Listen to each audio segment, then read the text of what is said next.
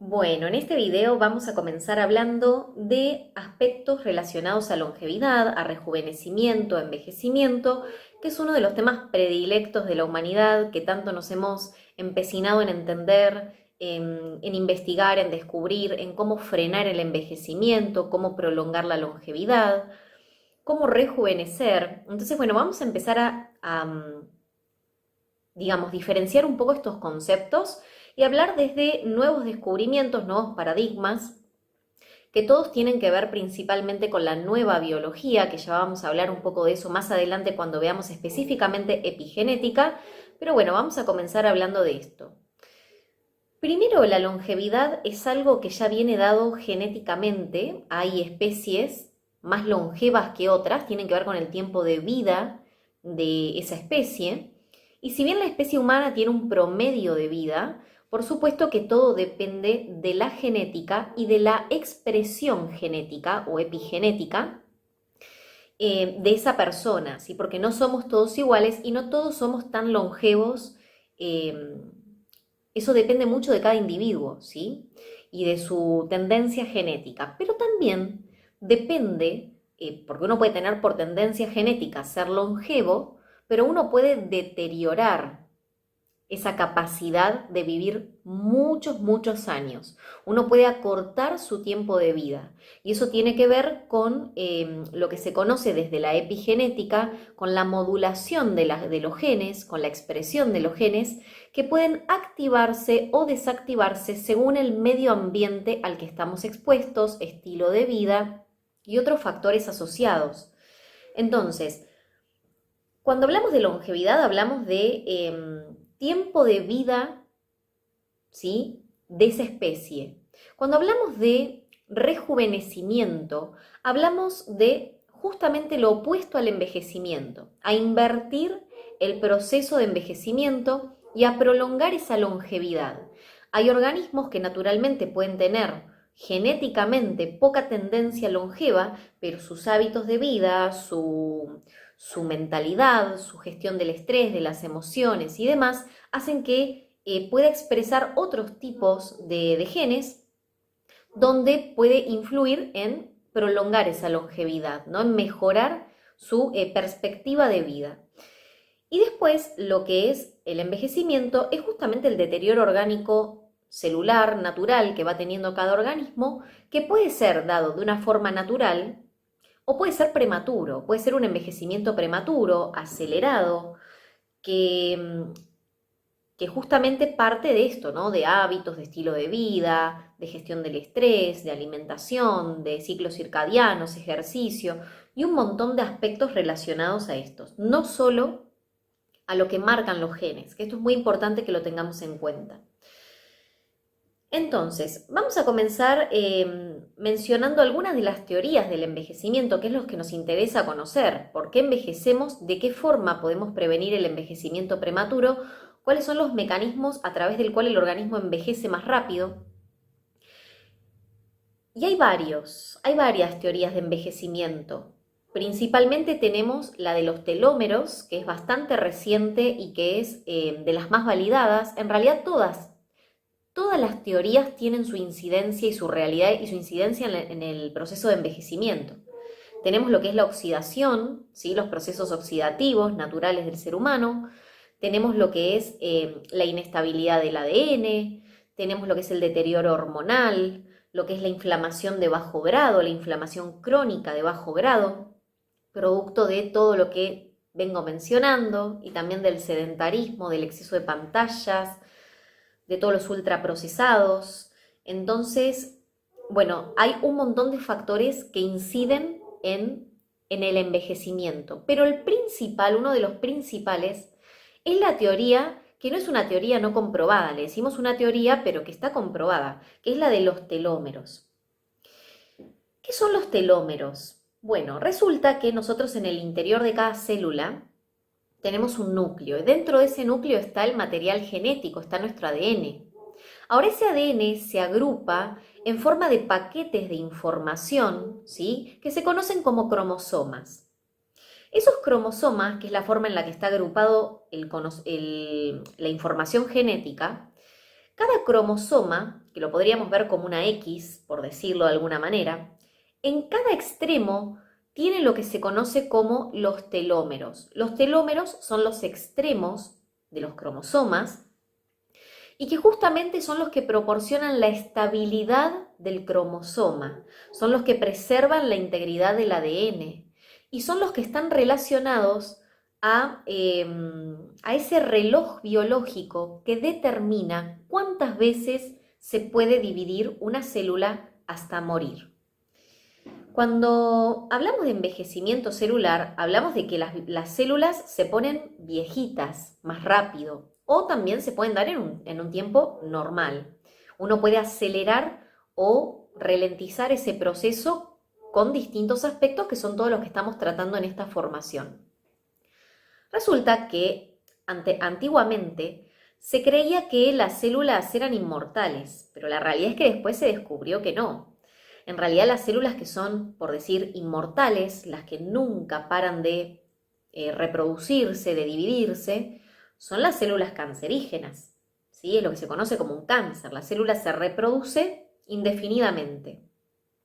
Incluso hay experimentos hechos con células de personas que han muerto, células cancerígenas, por ahí del año 1900 y pico, y que todavía siguen vivas esas células. O sea, esas células continúan vivas.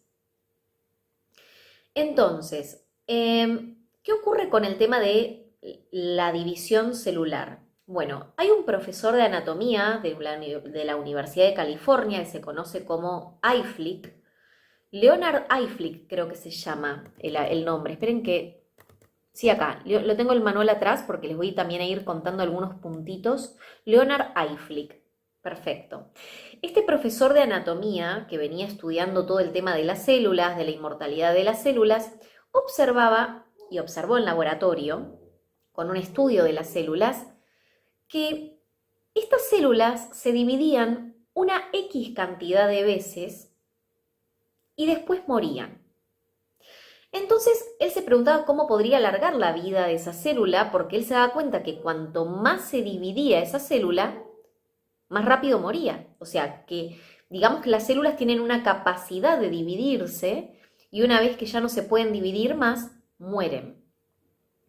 Ahora, cuando él intentaba hacer experimentos para prolongar la vida de esas células, por ejemplo, congelando las células, después se daba cuenta que cuando después de un tiempo X volvía a reactivarla a esa célula, la descongelaba, esa célula como que volvía a la vida, ¿sí? Salía de ese freno en el que estaba, volvía a la vida, pero se reproducía una X cantidad de veces igual a la de una célula que no había sido congelada y después naturalmente moría.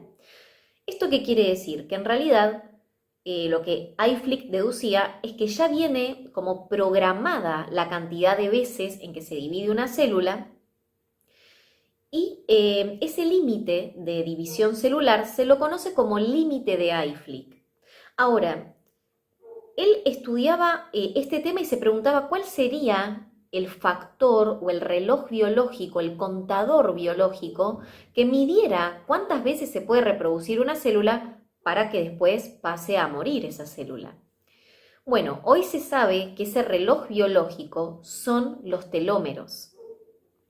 Los telómeros, que son estos extremos de los cromosomas, en cada división celular se van acortando, ¿sí? Se van achicando.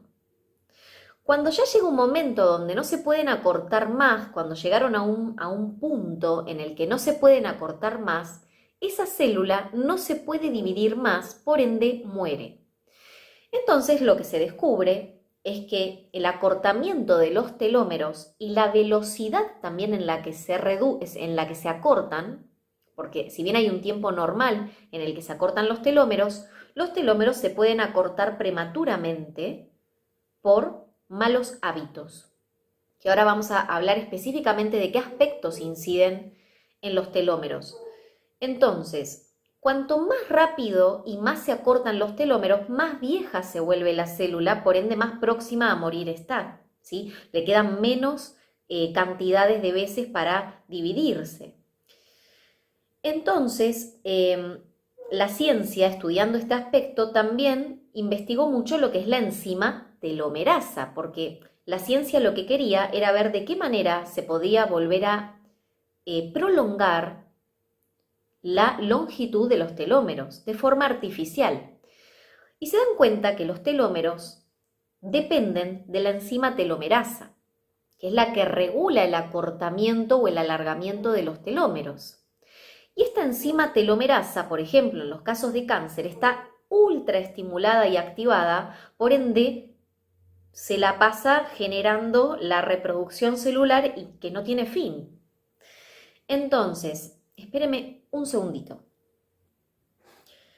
Bien, entonces, esta enzima telomerasa, que es la que regula el alargamiento o el acortamiento de los telómeros, es lo que permite también regenerar los telómeros, porque por más que nosotros podemos tener un acortamiento de nuestros telómeros por malos hábitos, pero hoy la ciencia descubrió que se pueden regenerar hasta cierto punto, o sea, vos podés rejuvenecer con determinadas acciones. Y eso tiene que ver con equilibrar la acción de la enzima telomerasa. Entonces, primero vamos a mencionar algunos hábitos que suelen impactar, según la ciencia, ya directamente en la longitud de los telómeros. Por ejemplo, fumar, el hábito de fumar, envejecimiento prematuro. Trae aparte mucha oxidación celular, el hábito de fumar. Ustedes con todo lo que van a aprender en este curso van a tener herramientas de creación de nuevos hábitos, cómo es la estrategia para que el cerebro no ponga resistencia y coopere en la creación de hábitos. Por supuesto que hay que poner voluntad, no existe sin voluntad la creación mágica de un hábito, pero van a ver de esto y hay alumnas que ya han logrado con esta formación dejar de fumar y eso para nosotras es un mérito importantísimo. Este video lo estoy grabando actualizado 2023 y las alumnas del 2022 hay algunas que han logrado dejar de fumar. Para nosotras fue algo increíble.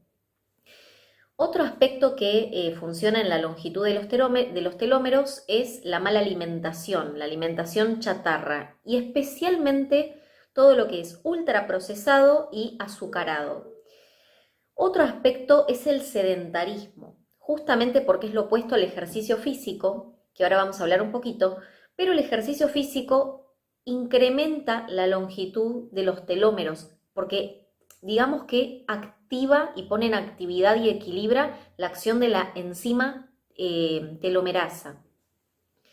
Otro aspecto es la falta de sueño, ¿sí? Lo que es la alteración en los ciclos circadianos, que van a tener toda una clase sobre ciclos circadianos para comprenderlo mejor y entender cómo la falta de sueño correcto, de profundo descanso, en horarios idóneos, acordes a nuestra biología, producen un acortamiento telomerar. Después tenemos lo que es el factor de la contaminación medioambiental, que también induce al acortamiento de los telómeros porque también produce inflamación, oxidación y demás.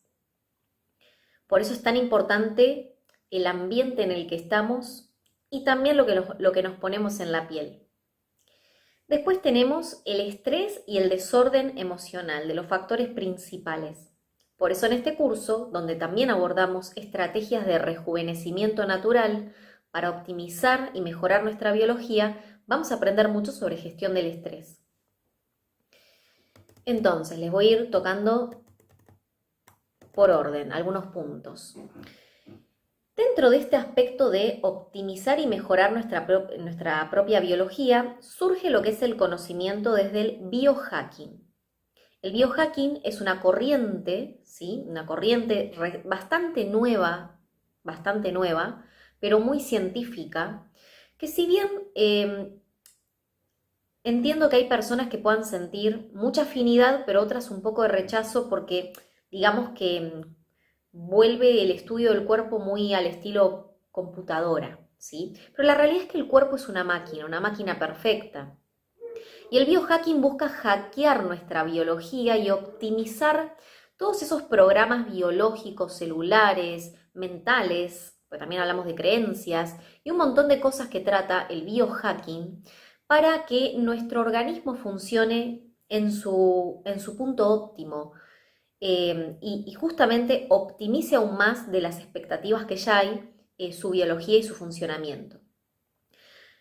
El biohacking busca medir todo el tiempo las funciones orgánicas y en base a las mediciones en nosotros podría ser a través de estudios de análisis de sangre y hay un montón de otros métodos de medición orgánica donde podemos ir midiendo cómo está nuestra biología en general en distintas áreas y se apoya principalmente en estresores sanos, por ejemplo, técnicas como la crioterapia, que es exponerse a frío, ¿sí? Ya hay evidencia de sobra sobre la exposición al frío y los beneficios sobre la salud, una exposición controlada, asistida por un profesional, porque hay que tener condiciones para exponerse al frío, pero también esas condiciones se van logrando. Pero hay personas que tienen determinadas circunstancias de base que, bueno, no cualquiera puede abordar cualquier técnica de cualquier manera, hay que saber hacer cada cosa.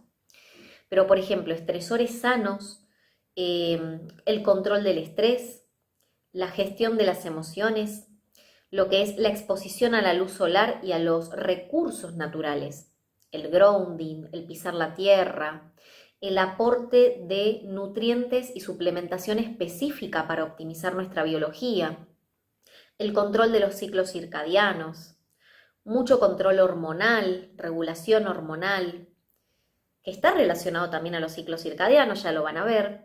Entonces, bueno, digamos que es una ciencia que aborda muchas cosas, algunas de las cuales las vamos a ver en este curso y otras que son muy profundas también y que están súper descritas en el libro de Medicina Ancestral y Epigenética, donde se aborda mucho el biohacking, pero también desde una perspectiva ancestral. Por eso se llama Medicina Ancestral y Epigenética. Aborda tanto lo ancestral como lo moderno. En el manual yo les puse el origen del biohacking, quién lo creó, en qué se fundamenta. Uno de los aspectos más relacionados al biohacking es una alimentación alta en grasas y moderada en proteínas y baja en azúcares y carbohidratos, porque ya se sabe que los azúcares y los carbohidratos, hay mucho para hablar de eso. No solo que producen glicación, que ya vamos a ver de qué se trata, producen inflamación de bajo grado cuando uno abusa de los azúcares y de los carbohidratos, producen un envejecimiento en las células, ese exceso de glucosa en sangre predispone a trastornos como diabetes o prediabetes, resistencia a la insulina, un deterioro celular, un deterioro cerebral. Los carbohidratos en exceso producen trastornos cerebrales, que yo les sugiero leer el libro Cerebro de Pan, que es un libro de un médico excelente. Hay mucha info de esto en el manual, se los estoy sintetizando, porque recuerden que los videos están pensados para digerir un poco los conocimientos, ir charlando, ir desmenuzando, y que después ustedes puedan ir profundizando con la lectura y sea de mejor interpretación. Entonces, por ejemplo, una dieta alta en grasas y moderada en proteínas y baja en carbohidratos y en azúcares, lo que va a producir es que el organismo pueda entrar en lo que se conoce como cetosis, que es lo que se conoce como alimentación cetogénica o keto, que se utiliza mucho en el biohacking justamente como para un reseteo corporal. Hay personas que promueven la alimentación cetogénica para toda la vida, pero se sabe que no es lo conveniente. Lo conveniente es llevar un estilo de vida low carb, o sea, bajo en carbohidratos, por más que sean integrales, bajo en carbohidratos y azúcares, pero en la dieta cetogénica o en la alimentación cetogénica se trabaja durante un periodo prácticamente con casi nada de carbohidratos y azúcares. Y se estimula mucho el tema de las grasas y de las proteínas, entonces el cuerpo comienza a producir energía por otra vía diferente. Ya no produce energía a través de la glucosa, sino que deja de producir energía por la glucosa. Recuerden que todo eso sucede en el hígado, ¿sí? En el hígado sucede el metabolismo y todo esto de que la glucosa se convierte en energía para abastecer a las células, pero cuando uno come azúcares y carbohidratos de más, ese exceso de glucosa que queda libre El problema es que se va adhiriendo a las proteínas, a determinadas proteínas, y por ejemplo en la piel, en la dermis, se adhieren a las proteínas de colágeno y van formando como macroproteínas que son nefastas para el organismo, que no se pueden destruir ni eliminar, y que van produciendo un deterioro del colágeno, un deterioro celular, están relacionados a diabetes. Es lo que se conoce como el proceso de glicación, que es que el azúcar se adhiere a las proteínas del cuerpo y produce un deterioro celular. Entonces, estamos hablando del exceso, justamente cuando consumimos más cantidad de carbohidratos y azúcares que la que necesitamos para abastecer de energía a las células del cuerpo. Es por eso que este proceso de cetosis invierte el proceso de producción de energía en el cuerpo y ya la producción de energía pasa a ser a través de las grasas, ¿sí? Entonces el hígado empieza a producir lo que se conocen como cetonas o cuerpos cetogénicos y son alimentos energéticos de altísimo voltaje para las células y para el cerebro, de muchísimo mejor rendimiento.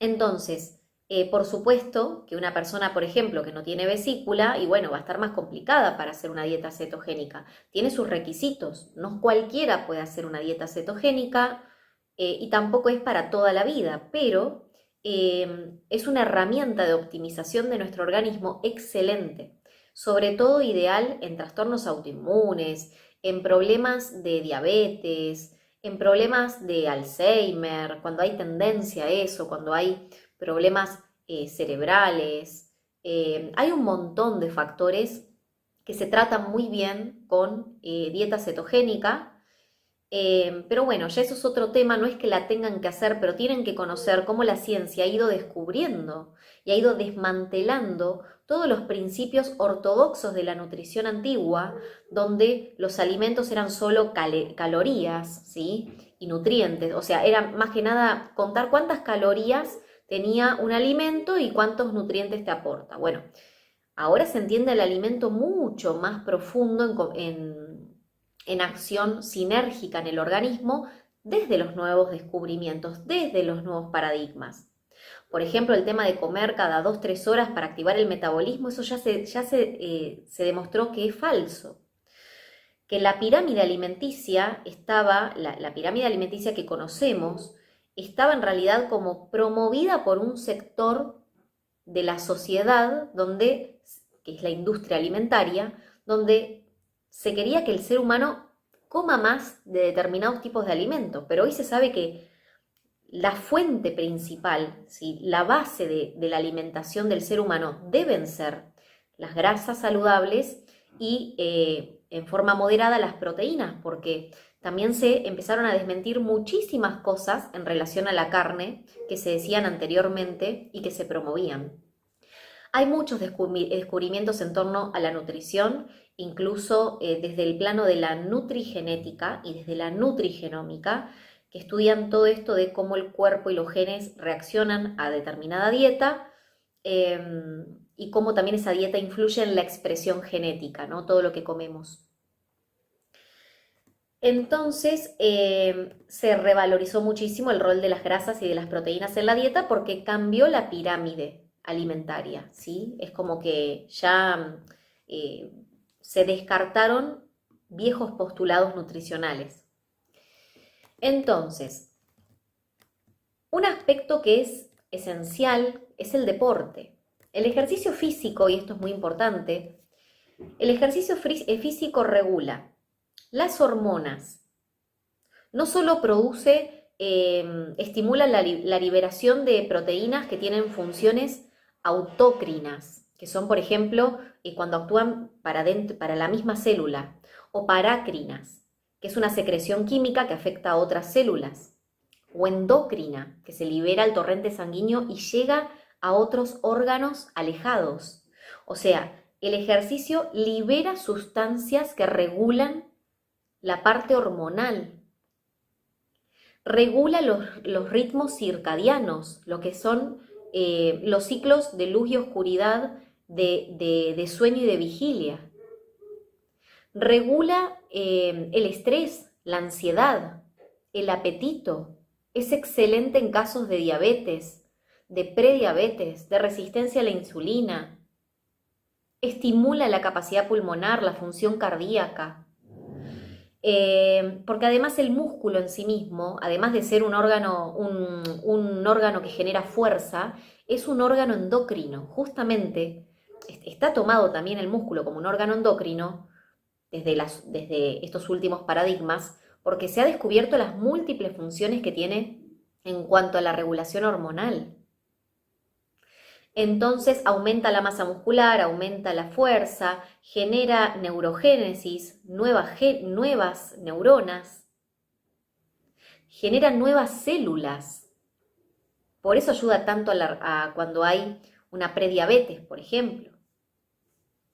¿Sí? Porque cuando ya los receptores de las células, los receptores de insulina están saturados, cuando creamos nuevas células, estamos dándole al organismo la capacidad de afrontar ese cuadro. Es realmente muy, muy interesante. Se sabe que hoy en día hay 3 tipos de ejercicio, yo les puse en el manual de fuerza, aeróbicos y de flexibilidad, y los 3 son importantes. Los aeróbicos, los de elongación y flexibilidad, y sobre todo los de fuerza. Los de fuerza ya se sabe la cantidad de beneficios que tienen. Es impresionante. Ejercicios siempre y cuando la persona esté en condiciones, ¿sí? Si no, hay que ir adecuándolo al organismo de la persona. Por eso es que en ese caso puede llegar a requerir el asesoramiento de un profesional en tema de ejercicio físico. Otro aspecto es la respiración, una respiración consciente. Los ejercicios de respiración, por ejemplo, promovidos por el método Wim Hof, que es el que promueve la crioterapia o la exposición al frío, son excelentes para generar una activación mitocondrial, una producción de energía mayor, un control del estrés, revertir signos de envejecimiento, ¿sí? Y por último, por supuesto, puntualizamos en la alimentación, donde ahora vamos a grabar en otro video temas puntuales de alimentación antiinflamatoria y saludables para todos y para todas en general. No estoy hablando de una dieta en específico para alguna condición en particular, pero la alimentación chatarra, ultraprocesada, con exceso de azúcares, de edulcorantes, de aditivos, ¿sí? Con exceso de carbohidratos, con exceso de azúcares, todo lo ultra empaquetado. Bueno, ya sabemos que eso es motivo de acortamiento telomelar y también de inflamación crónica de bajo grado, ¿sí? Entonces, bueno, voy a dejar la parte de alimentación para otro video, así no se los hago tan largo.